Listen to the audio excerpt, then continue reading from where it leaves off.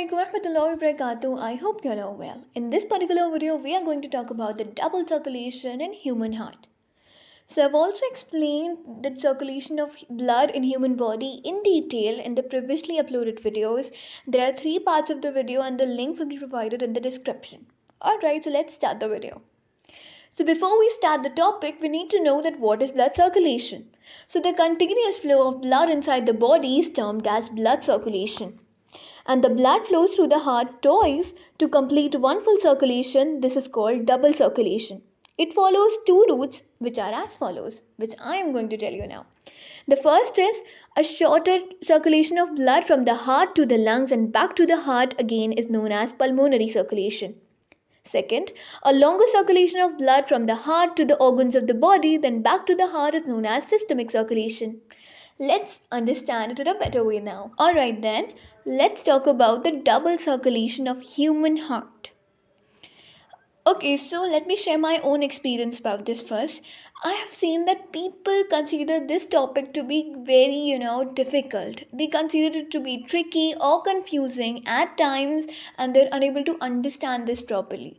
And due to which they lose their marks in exam. Just due to the confusion that from where the blood is coming and where is it going through which valve and in which artery and so and so.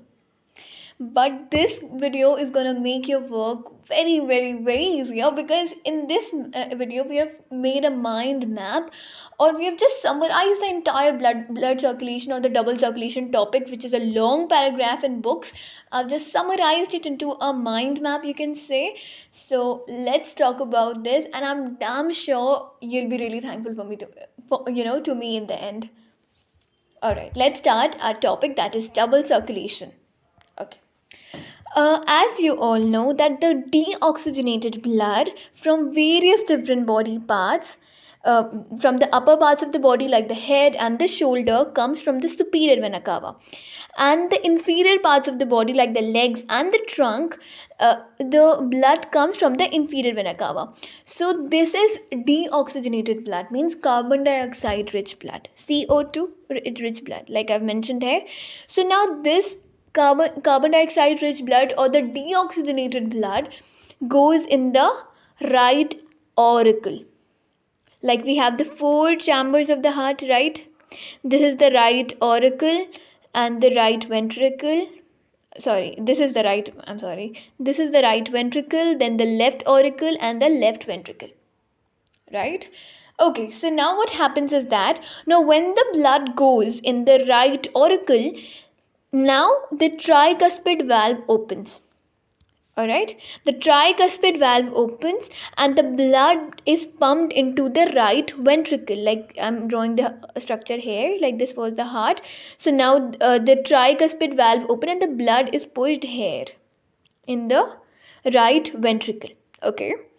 Now here the deoxygenated blood through the pulmonary artery goes where? Yup, into the lungs for purification. Now this carbon dioxide rich blood or the deoxygenated blood becomes oxygenated here. The blood gets purified now. What next? Now from the lungs, listen it very carefully. Now from the lungs, after purification, the oxygenated blood or the oxygen rich blood through the pulmonary veins, here the arteries, right? Now pulmonary veins, the blood goes to the left auricle. Let's draw the diagram again, like this was the structure.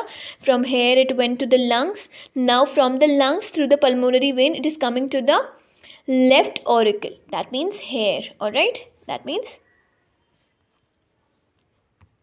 here. Okay. Now let's see what happens next. Now from the left auricle through the bicuspid valve, because the valves are present between the auricles and the ventricles, right? Now through the bicuspid valve, which is present between the left auricle and the left ventricle, the blood is pumped into the left ventricle.